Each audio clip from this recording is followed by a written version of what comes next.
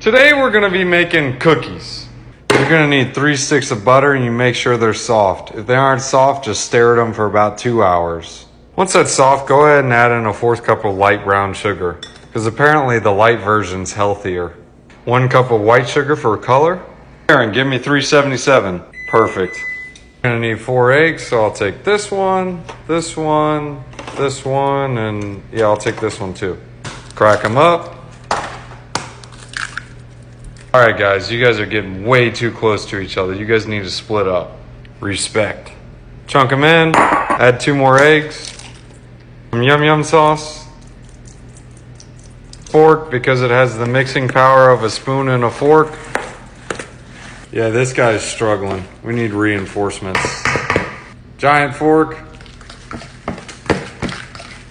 It's always important to add these ingredients at a certain order, because the recipe says so. Also, don't forget to scrape down the sides of the bowl as needed.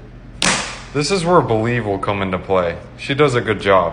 This recipe calls for a mix of cake flour and bread flour, but we're just gonna use some of this because this is all we got.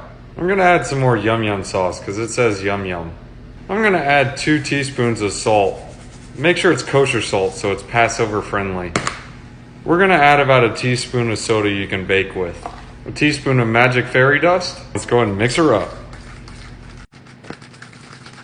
The recipe calls for a pound of chocolate chips, but I'm going to use 3. I like chocolate. Chocolate! Chocolate! Chocolate! Next, we're going to go ahead and put them on a pan. Make sure you make them different sizes and spread them all around. That way it's more authentic.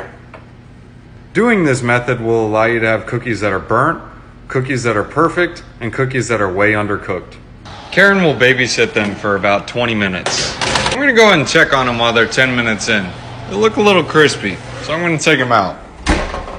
I'm so glad I varied the sizes, because at least I have one perfect cookie over here.